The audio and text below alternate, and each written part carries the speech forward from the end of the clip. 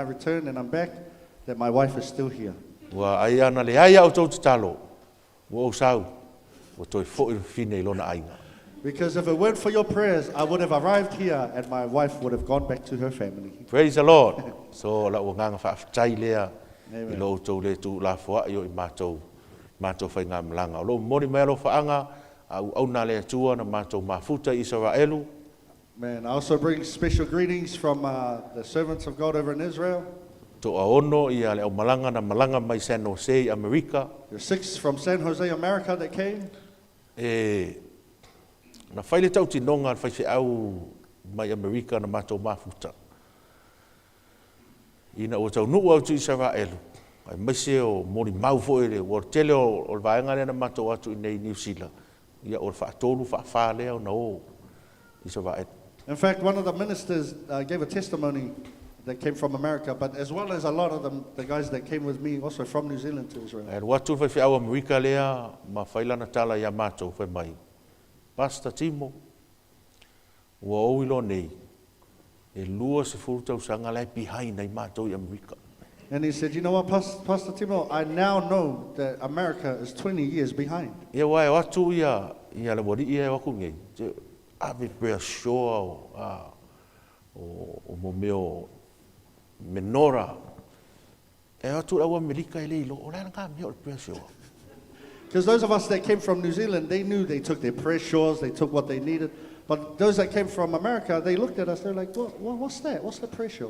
E o le anointing oil, they don't know. They're even anointing oil, no idea. Whai mai whai au o se tala leo le a matou toi fo I matou. Kua mamao ai kua lusu kau sanga. Le mea oro iai fo I tangata Kerisiano I America.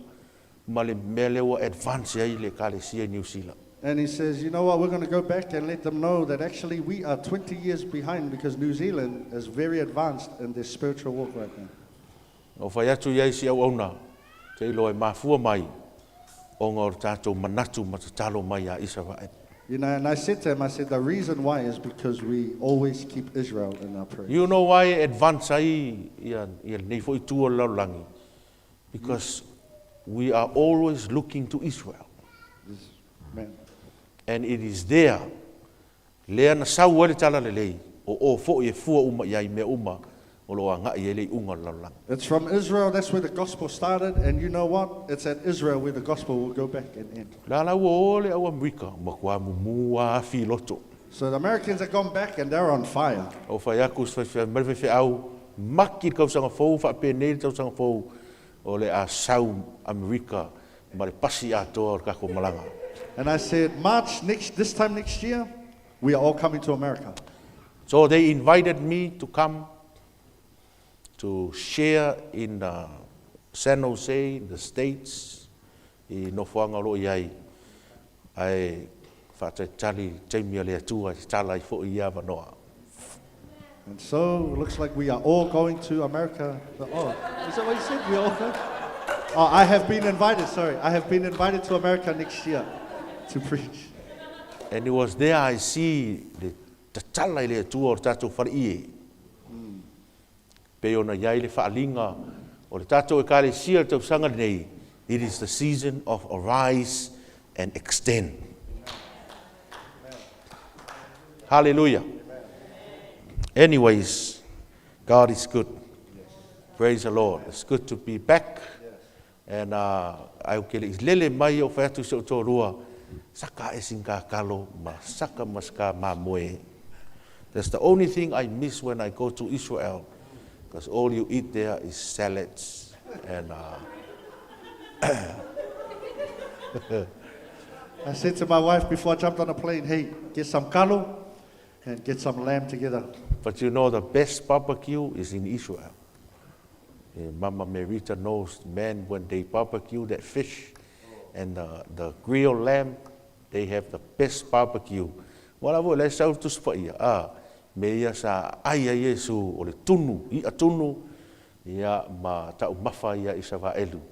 O le melea le kalesia, ia sa auni o November le sa auni li stato malanga.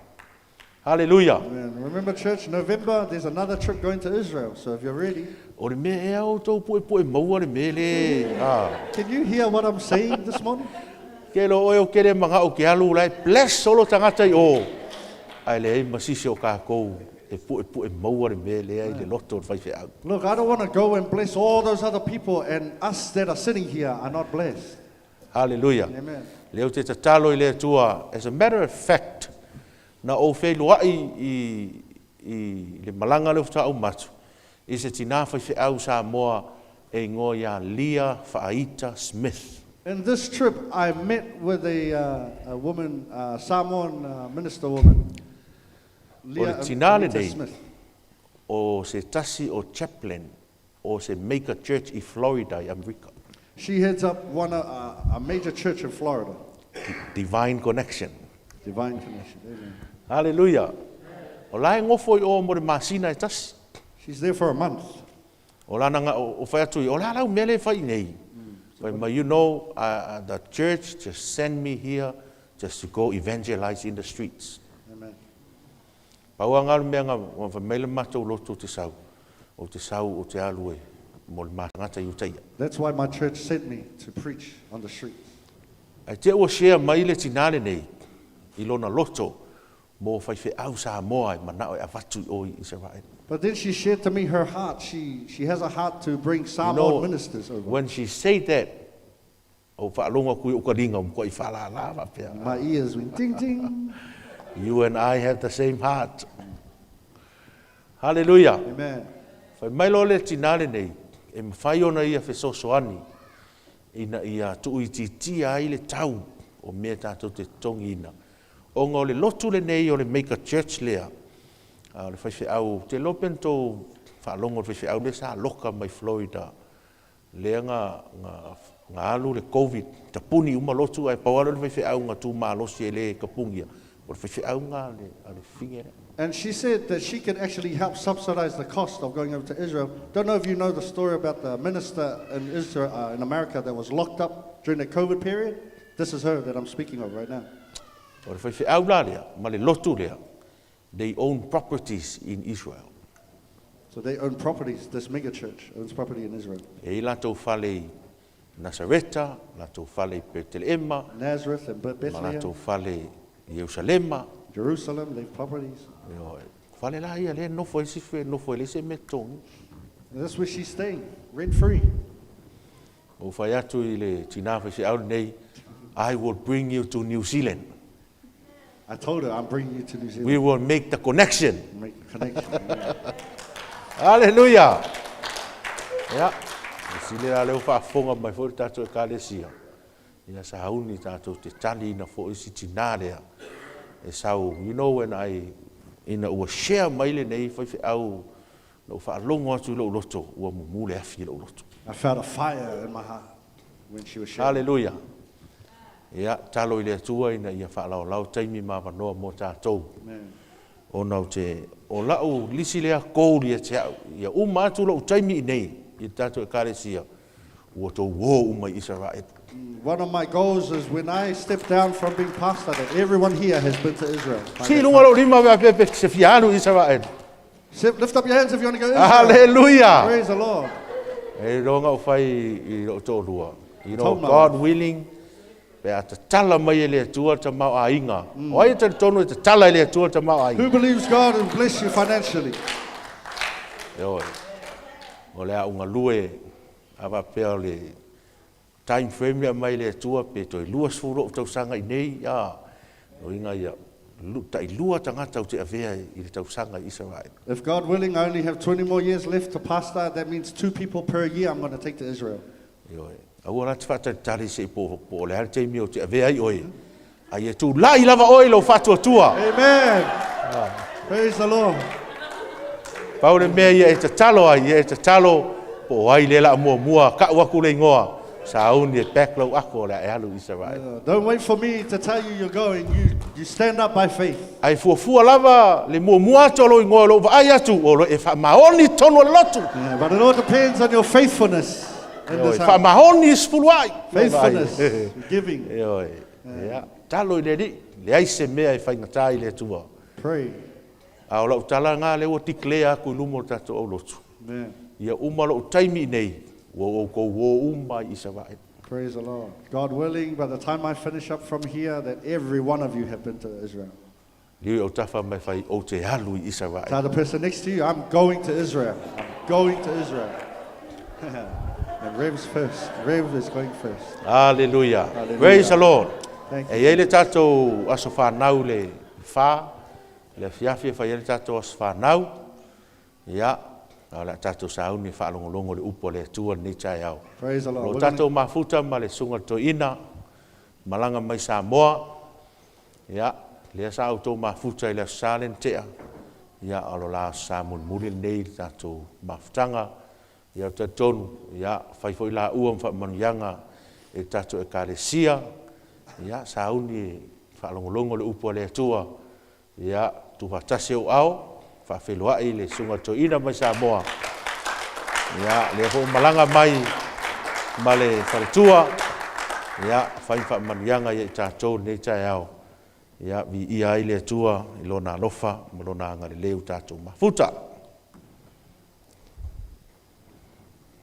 Praise the Lord.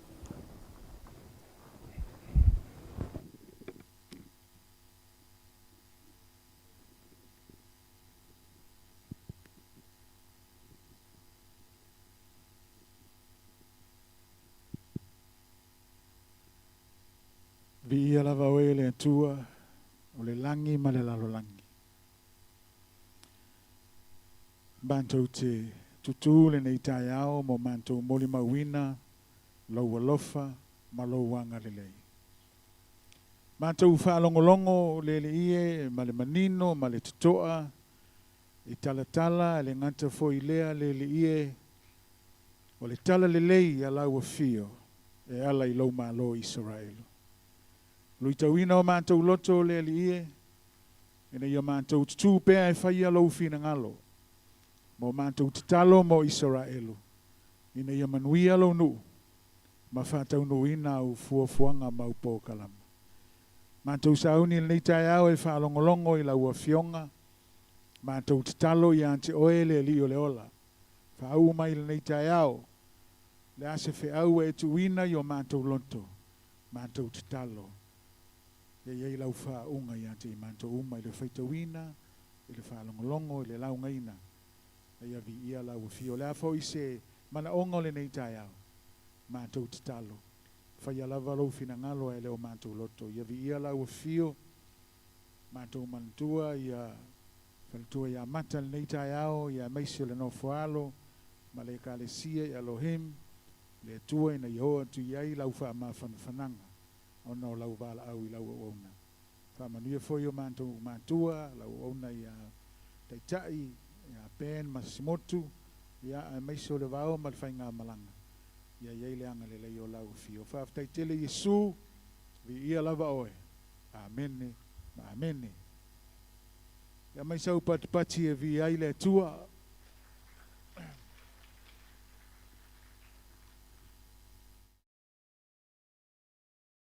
Tu i le nei tai au, ia sunga i le toi ina, sunga ia timo, ia la fionga le fatua, ia ono nei a manoa ma ulunga, ta maa le fale, ia po le faa au fo i o le taitai o le tatou au malanga Israelu, ia le li, ia vantalo faa tu le nei tai au, fa yo masui ole ma wa inga ia fa fa ilo ia tuai ala sua fo Yesu tatu ma futa fo ni tai au ia sunga la apostolo ia ngata fo ile le perfetta ia mai se ono fo ato o tatu e kalesia mai maunga maulunga se yo i maunga iti sunga i awa o fa tua ma te akono ia mai se le lo tatu ma ftanga ni tai au fa talo fa tu ia te oe ia greeting in the name of our Lord Jesus Christ. It's an honor and a privilege to be here. Hallelujah. Greeting to Moana. It's really good to see you. Praise the Lord. Amen. Yeah. Ele yeise fuafuanga e vave na ho. Ia pe vave hoi no walu. Ia ai nei tai au ia whaftai ai le tua. Ia ono le ava no o maua. Ua mana tua i fo ia nei tai au ia le whaltua ia loi mata. Whaltua leo tātou i Elohim Church i Samoa. Ia awan nei tai au ia na wala au i le tua le whaifi au sunga whawhengai ngal tātou lotu. Ia sunga ia Mika Yona. Ia salona mantou talanoa ma le taita ia nafi. Ia le asa au ia i asi. Ia awan nei tai au ia wa amia i le tua le sunga le whaifi au. Praise the Lord. Praise the Lord. Ia o le mafuanga la leo le avaveino wat o aunga o au ke at. Ai sa o sau e whaifoi ngai i Alifono i Australia. Ia te ua mai nei whaisia kinga. Praise the Lord. Whaftaila vai le sunga i le toina po sunga le whengai ngatau langi ona o le moli mau. Matango fie. O au ia wha mua mua ai wha lau lisi o mkoi ofi alu ai sala elu lau sunga le wha. Praise the Lord. O whea kua ngai ngau sila mai sunga na. Alwai whea kua mai. Whai ngaka ngai o au ka wha e te alu Israelu. O ke whea kua mako ainga. O te alu Israelu e whai mai. E te le alu Israelu. Praise the Lord. Si suelo tu si le ne miam ta upu e fa. Fe mua lua mal tolu fa mal mole. Praise the Lord.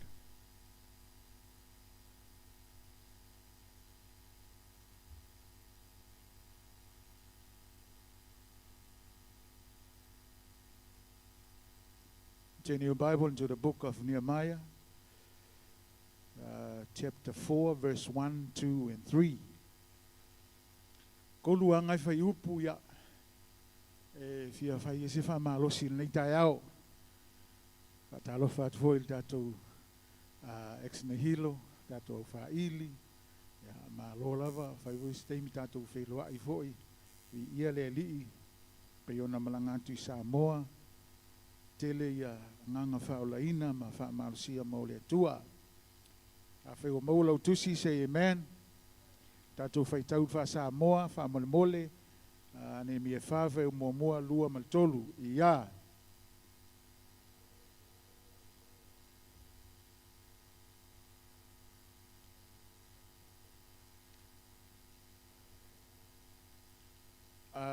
O koe mauraka kusi, Nehemia e wha. Whai o mua lua maltolu. A whai o maua whai tau manino wha Samoa, whai tau leo tele. Ia.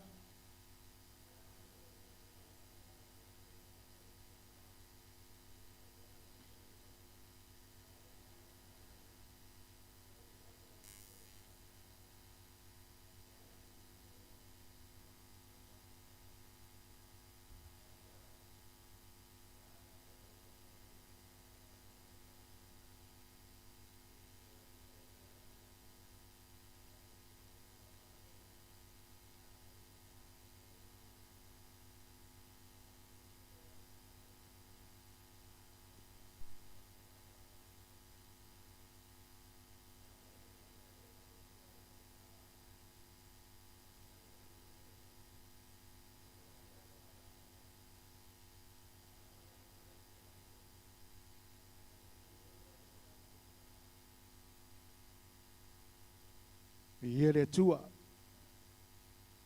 E whai tau lal whai upo e whau, nao la mau waisi au mo tātou nea fiaf, nei i tai au. Ia.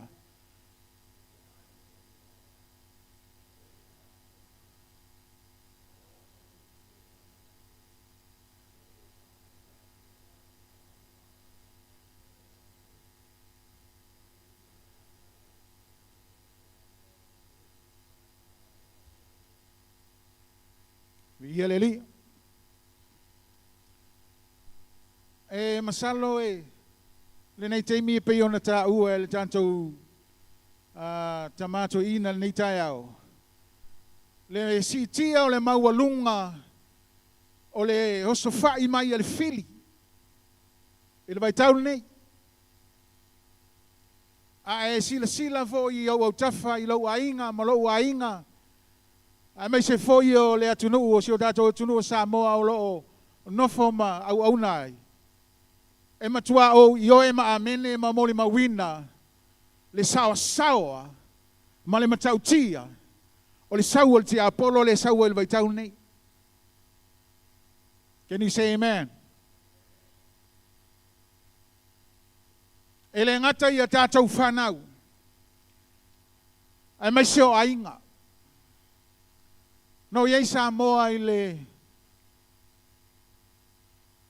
vai teimi o le tausanga fōu. Sa ave ia un whanama. To ono mātou sai tonu le potu. Tasi ale mai. Tuloua o le mai lea. Ua sao le vai le mama. Ma ua sioki le mangava. E kukusa lau mai. Ma le mai o le sko inga. Ma le mai o le sko inga. Ma mātou uma e to ono le ngai tonu. Ai le ngata fo I lea. O isi potu e lua le so atu. O le mai ale tasi. Ai le loa po le alo na mafuanga. O au ke le sela. Ai o le vai tau lea. Ele manga usavali a ko le pikola. Au whaalongo atu la woti lala le ngalengo amu whalma. O te talitonu. I le lua tolu wa yaso lena o iei sa mo I tonu le whalma. O te ama, o te imanos. Te ama ya la au ke iloa lau ke mai. Au le iloa fo mai po la le simea la fai. Pe ama le sfulu lua, le sfulu lima tangata feoti le vale lua mai yaso. I le mai lea. Au te whaftai au ia I le tua. I lana wha malolonga I atia. O te talitonu foi. Ua o mai le teimi ua sau ele ti Apollo ele ngata e wha leanga tātou ainga. Ai ua mai foi mai o tātou tino. Langa o kei loanga o ia iop. Amene. Amene. Ai o teimi lalo te te amai ai. Ai ave asi whaiwhi au lea whale mai. Koe amai, koe ave, koe amai, koe ave. A leo maho nei tai au. Wala wele tua. Praise the Lord. O lau tilo ele nei vai tau. A whai e vai lau te talo. A whai e vai lau te talo. Le ai lau a ta whili sau noal te Apollo ia tātou. Amene. Amene. A e tilo iai te tonu o ekalesia, ma te tonu o lotu, ma te tonu o whaala potonga, ma te tonu o a inga I le vai taule nei. Wa le ise mea o koe while mu. Wa vevesi mai arka e ao e pōle lei lai vevesi. Wa misa mai arka e ao e pōle lei lai misa. A e sila fo I le vai taule nei, I le tausanga lena te nei, o mai le tausanga le nei. O se tausanga o le vale ua matua ova I le tele tangata la iti ua feoti. I never seen so many young people die from last year until this year. There's so many, especially in Samoa. Ke ia vai aku wa oki lea, ale lai kiki ia, ke vai aku wa maliu lea, amene. You know, I can say that it's not safe anymore. Unless you are a man of prayer. Praise the Lord. Praise the Lord. O mafau ala ia lea ina ua. Sau no mai sunga le to ina fai se launga. Ai kilo fo ia ka ko maftanga ia fai fa penga fo matau Samoa. Wa makang kau le ai se fia o tangata I le tua. Amene. Ele ngata fo lea. O le upu lea e manga o maua mai le kaalonga leo le kof. Consistent. E kilo le me mali. E ia kai me ke kilo kua I mai vavai e kuai. O ngei ua le lei. O kai ao ua fia I le li. O le si aso so o ai ua le fia. O le si vai aso ua le loko. O le si vai aso ua. Amene. Amene. Ana me mai sau pati e vi I ai le tua le nei taia.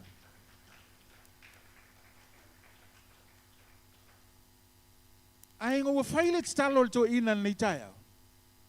Kei lo le me le tu ile ilo loto nei tai au. Langa o kaku. Kau ke fia ile tua. Ai eu loa ka kau eskama i mea ki Apollo. Koe oso mai loa koe fo i tua. Koe oso mai loa ma faufaunga lei. Amene. Amene. Ai ua vai a tātou.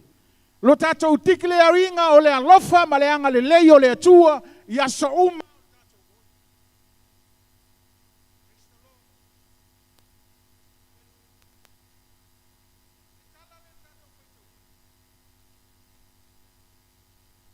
Whemai ua toi foi, Nehemia, Senpalata, Nisemu, Matovia, aua o le toa tolu lea, paua le latou ngā luenga le whai, o le wha vai, o le wha malepe, ma le wha leanga ina o le mafutanga le whai. Praise the Lord. Praise the Lord. A whai se au o le nei tae au. E mawhai o nau whape atu. E mautu, mamaua, mamalosi, pe a whai, muamua.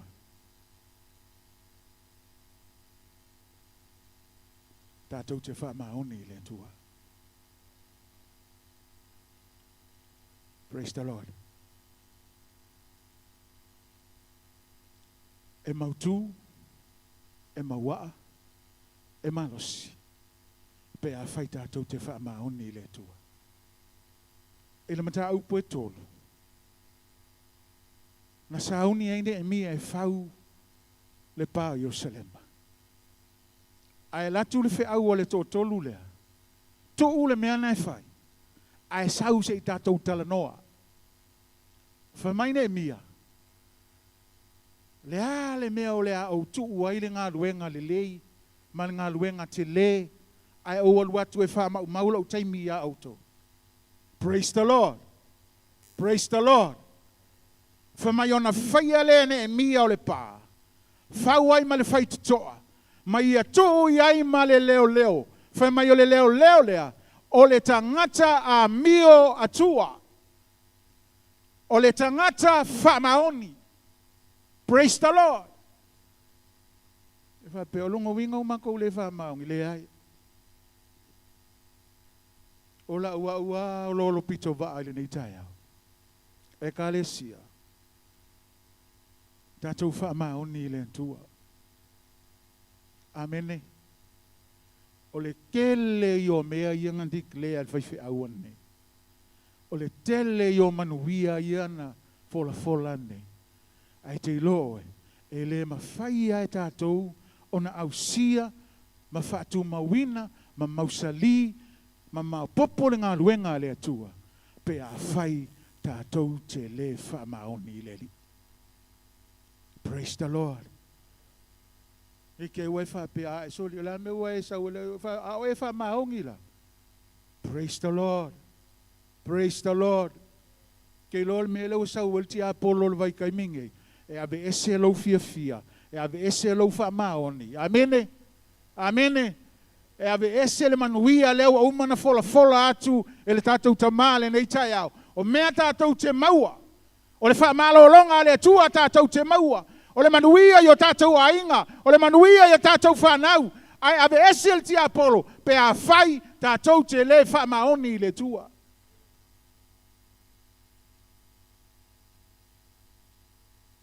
E sa o elei se lau pasenge. Mo lewa foi ngau whaalongo kala lea. Ia o kako ia o tātou o tangatanga sala. Lelei maangaia. Amene. Ai lelei le anga sala tau mawhai. Praise the Lord. Praise the Lord. Le ale mea lo e vai ai. Le ale mea lo o vai ai. Tātou vai tau mawhai. Tātou vai whamalosi. Ai sea. Le anga e le mawhai na mau popo ma mau tūr ngā ruenga le tua. Pe a whai tātou te le whamaoni le li. I question myself as well. Ke mi whainga o mai ele mai au wha pele li e. O le me ewa ele alofa ia. Ole me e o fa fianga ave au fa mai ko ki a oti. Praise the Lord. Au kira ka ia pole ai. E ki lo me le fa mai le lia. Fa maungi. Fa maungi. Amen. Ai fia Luisa la elu fa maungi. Praise the Lord. Praise the Lord. Ai fia manuia fa maoni. La me ilo fa maung. E ilo te polis kangaka. Uso fa malosi. Amen. O ke popole o ame kupu le olanga ngei. Pau ar soifuanga. Pa get up and move forward. Praise the Lord. O tatou te fa vai. O ame tupu yo tatou o langa mo tatou ainga. Praise God. It is not the end of the world. Praise the Lord. Praise the Lord. But we have to serve God faithfully. Praise God. Not just today, tomorrow, and the rest of our days. Amen. Amen. Mga yayol kalaling fay.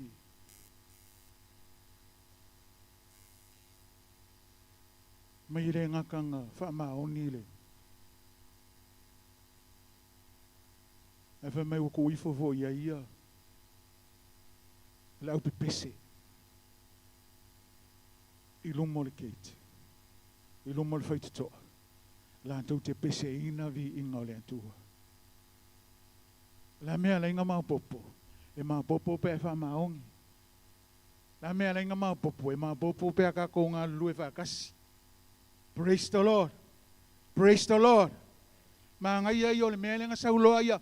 Ya ne mia avel tangata ile mea e ngalu e ai. Put people, place people where they belong in their ministry. Amen. Le fo wa baku ya oe ma mai ya tia. Praise the Lord. Fa mai le yung kako fa ya le mal fa maoni. Ai le ngate le fa mai u alato tu foi au fai pese malato pe pese luma o le fai totoa. Ai sia langa o ia u mai ai fili ya tatou. La mea le inga vai kako niskaimi. Kau le lava le vi inga o le tua. Praise the Lord. Praise the Lord. Le al pese nga ke pese ai. What song are you singing today? Sing a joyful song to the Lord. Enter his gates with thanksgiving in our hearts and his courts with praises. Praise the Lord. Watau vai lau vi inga malauta po inga le nei taia. Le nei vai tau. La mea la inga vai. Mea ngai la inga le mapopo. Mea ngai la inga le mautu. Mea ngai la iskaimi. Peke fia sau peke le fia sau. Ke va ai mai ia. Amen. Wa mai lau vi inga nei taia. Wa mai lau tau langa fa aftai nei taia. Amen. E iskaimi fa mai ka ko, oh, this is the new generator or generation. Yes, how? Amen. Praise the Lord. Vi ia le tua wa mau la vanoa. Patelo e le mafinga ngalo lo mafau. Lima le vaveao, ongo le vaveao. Vi atu ia a ko fai le menga. Amen. Me sa ka ko mai ai. Me sa tai tai na yo tatou ainga yo tatou matua. E o le afiafi wasona o wa vai le manga ia. Feo ia fana. Poto mai le ainga. Fai le lotu. Praise God. Ai longa ko e kupul ngamea. Wa ve esia ko ki apolo lo fia. E vivi le tua. Wa ve esia ko ki apolo lo olanga fia ma lo olanga tapua ile tua. A fai fia ma popo, a fai fia le leima tamau ainga. Amen.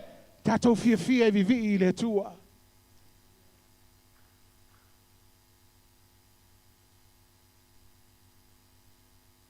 Ole vi inga ole fa pale na ile tu. Ole mele nga ku ye ne mbia. Kangaka ye lumal fa to aisia o ie ui mai ele fili. O fianga ave ila fa momo. Menga lainga ave luma yo o ai saule fili. La pepesi atu tangata, la vivi atu tangata, la aleluia atu tangata. Amen. Nga ko sola le o fili. Ai a saule fili le se vi inga le ngisi o pepese, le ngisi o talo. Amen. Via le tua. E mau popo ma mau tu. Pe a fai. tātou te whaamahoni le tua. E mau popo ma mautu, pe a whai tātou te ngā lulu e whātasi. Me le lenga whai, ku leo whai kokoa, tu o e wa aia le gate, wa aia le pā, auange i eise mea, alisi mea manga i ngai sa whamai, a o le aual wa veka la le pā, se i vevela le la. Nā le wingon ngā mea, ngai whamai ane e mia, se aual wa veka la lau whale le fili au i mai ai. Amene, ka pungi pele pā, se i vevela le la, se i vai mai le tua, ma sulu mai le malama o le li a tātou. Amene. Praise the Lord. Ora whamalosi mo oele nei tae au. Aue ke whaavai, aue ke popole. Te iloa nei vai tau, kele mai mea. Whai le oki, ma le oki, amene. O le whalavelave, ma le whalavelave, amene. E te tau peona tātou pese ina le pese fau i aso uma. Aua kako ke whaavai le whiri ngā, ia malosi le loto e au nai i le tua. E ka le sia le nei tae au, o amai lau savalinga. Amene. Amene. O e whamaoni e le tua, whesiri fo iau le nei tae au, o whamaoni e le tua. O e tau mawhai mo le ali. O e fia e te talo. O e fia e vivi i le ali.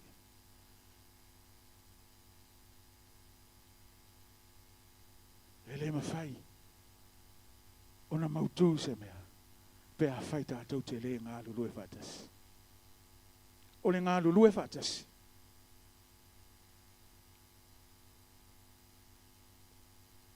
O le structure, po le vaenga ua vai atuai e le whaifi au po le tamau le whale. Tātou au lotu i na ia ngā lulu e lea vaenga ma lea vaenga ma lea vaenga. Praise the Lord. O a mai lau vaenga o rofai. O te whisiri fo ia uia, o a mai lau vaenga o rofai. Amene. O vi ia le atua i lau vaenga nei fai. O vi ia le atua i lau vaenga o rofai.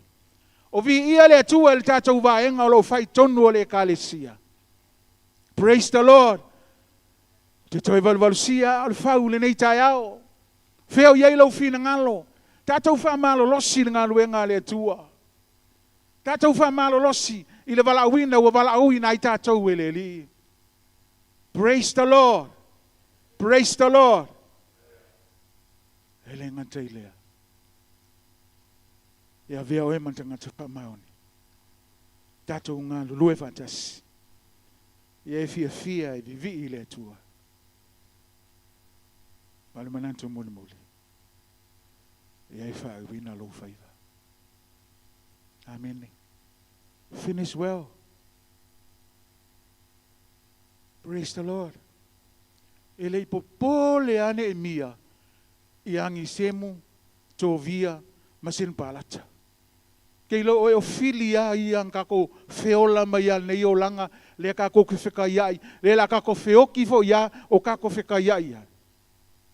Ore ki Apollo, mana au. Amene. Amene. O ka mai ang kako o mai kako whafsangai, le ala uman nei o langa, al fisili, o e manu malo mai ai. O tātou manu malo mai ai. Au al wha mai maualo kaimi. Ke lo oe maa ngai ia, o le kala lea ne mia na whai. Lea mea la o ku an ngā luenga, le I'm doing something really good for the Lord. Why I waste my time? Ke lo er ki Apollo, ngā le amaka se mea. Ngale amakama kam fai wala ulia mai oe, but you don't have to go. Amene. Amene. It's just invited you, but you don't have to go. Aisia, langa lenga mai ele tua ngā luenga tātou te whaia, o le ala ngā luenga, o le tātou wha maoni ele tua.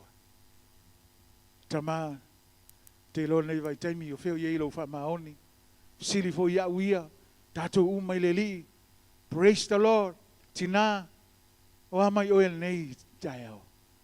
Tama matine talavou o amai tātou nei tai au. O avea e tātou matangata wha maoni le atua. Po avea e tātou ngā le complaina. Ke lo le si mea mga ukia le ua kupunge. E vave aku le osor complain. Ngai lo le osor kakalo mal whamalos. Praise the Lord. Can you say amen? Can you say amen? Can you say amen? O le mea nge kaunga whekou e ka kou suafo Yesu. Amene. O la whawhelanga ola wa o le mangongi o le ola e o koi le ola. Amene. Ai mga o e ola. Ola. Ngone fa vai vai. Mautur ngalwe ngale atua. Start today. Don't wait for tomorrow. Tomorrow may never come. But start talking positive today. Put life in your words. Amen. Amen. Tala no alfa malosi. Tala no al manu malo. Tala no ile tua manu malo. Tala no ile tua na te mafia so se mea. O le ale masau o le fili. E sili atu le malosi o le tua. O lo te tonu ia te tatou. Na ilo le alio lau langi o lo fea lo wai solo. Te tonu ele se o tatou ele mana oe. E malepe pe safar ngalue ngale atua. O lo fina ngalo ma lo uloto ia mautu ngalue ngale atua. Ai fa fena mautu. E mautu e ala le upo le atua. Ina ia tanto wola fa maoni. Praise the Lord. Praise the Lord. A fai wasasi vo la tau sanga por lava yaso. A me tatou te le tau fai fa tase ia mata tole ne yaso. Tatou fa longo le moli mau matau tia. Male ma ofa le loto I me o lo tupu le nu o le tua. Amene. Fa malo sia I lo fina ngalo e te au au nei le tua. Fa pena fo ia waisia. Lango le tatou fa moe moe le ngata I lalo nei. O le tatou fa moe moe o lo I le ola e fa. Praise the Lord. E mautu mama popu. Pe a fai tatou te ngā lue fa tasi. E a o e fa tu yesea. Amene. O yese me o e le fia fia. O yese me o e fa ale tonu ai. Amene. Praise the Lord. E le ai se o tatou e se lau pasene. Pena fo ia uia. Ai wo I whainga tau le olanga. Wo ui mai vai vainga ma whainga tau le olanga. Wo loa fo ia uia.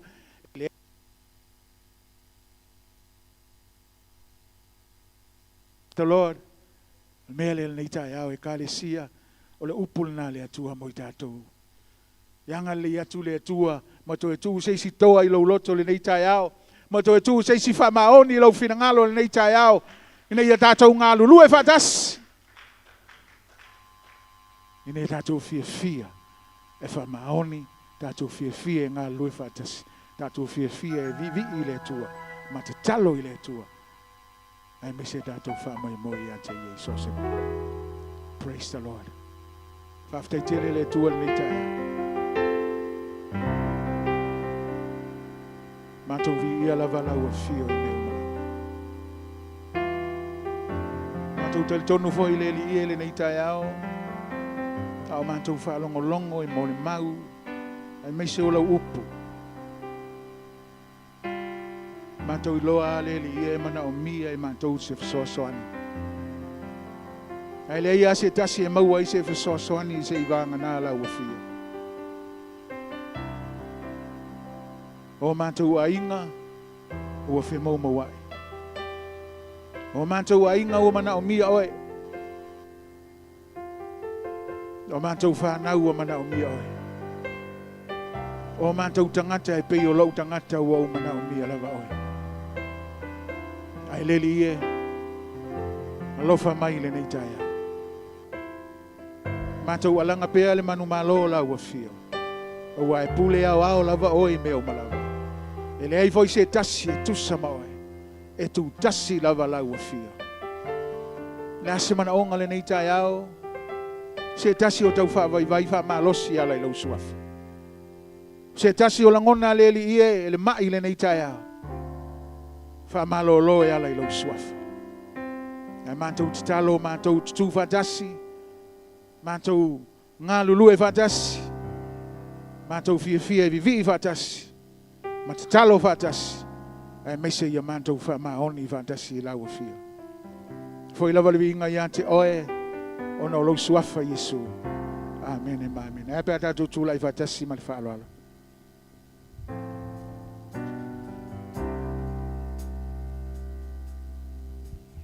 Praise the Lord.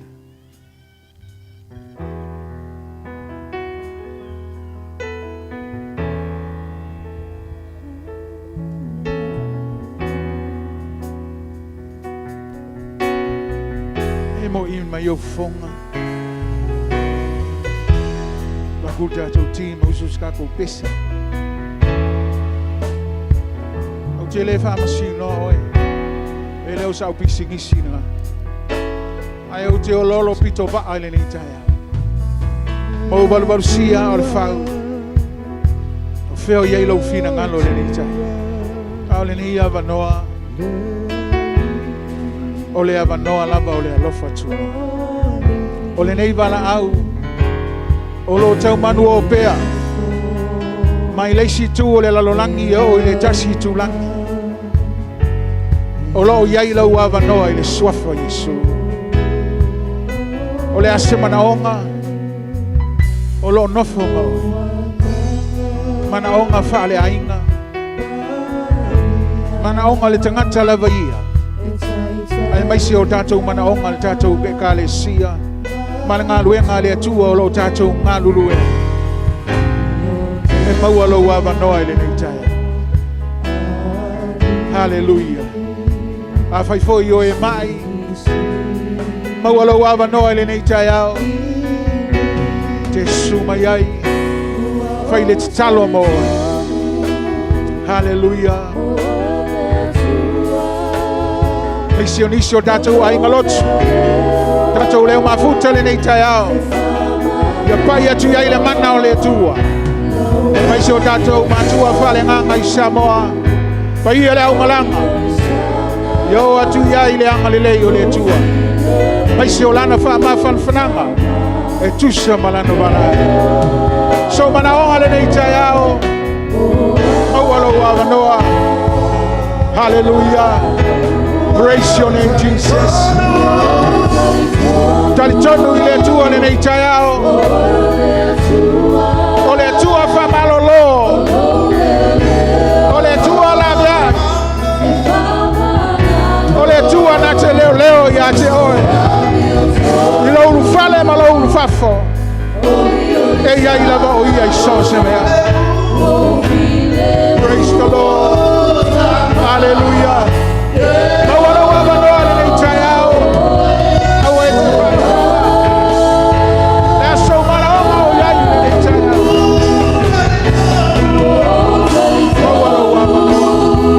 Praise the Lord.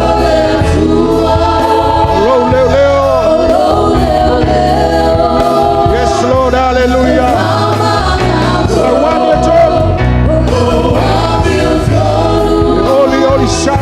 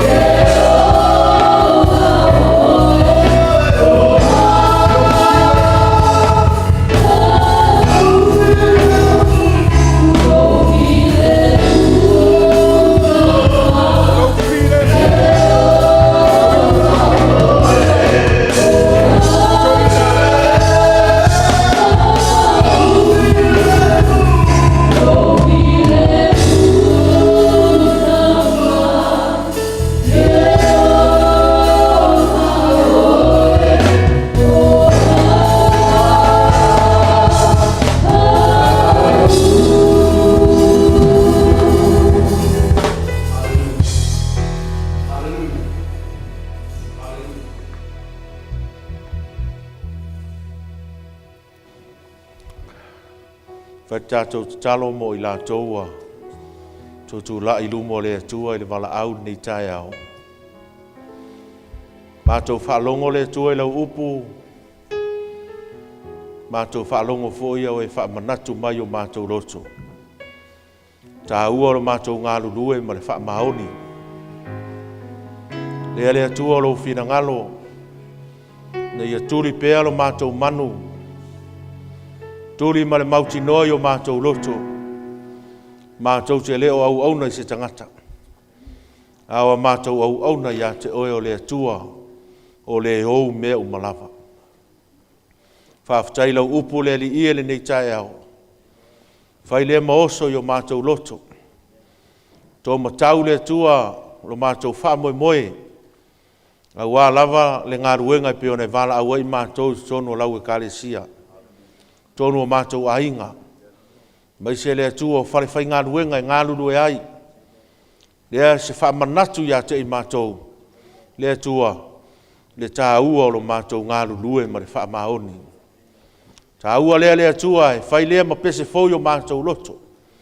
A wā mātou la asia, la asanga lea o le whaamaoni o le au au nanga. E te whaia mea le lei ma mea siri mo I mātou. Mātou te pepese ai au vi inga e whaavavau e peo lau upu nei tai au. Lea li ie tu tonu o mātou a inga. Tutu la I ai lātou. Le ase mana onga lea tua I o lātou loto. Mātou whaafitai lau whaamalolonga I o lātou tino. Ai mese o lātou nganga mo lātou mawhauwhau. Father, I declare blessing over them as they took a step of faith this morning and come forth. Hallelujah. Touch their heart. Heal them, Father. In Jesus' mighty name. Pamanuia lau e kālesia. Pamanuia lau o auna nā la waalo whina ngalo. Ia tu mauatu ia te oele vi inga se ia o le whawawau. Amene, amene, amene.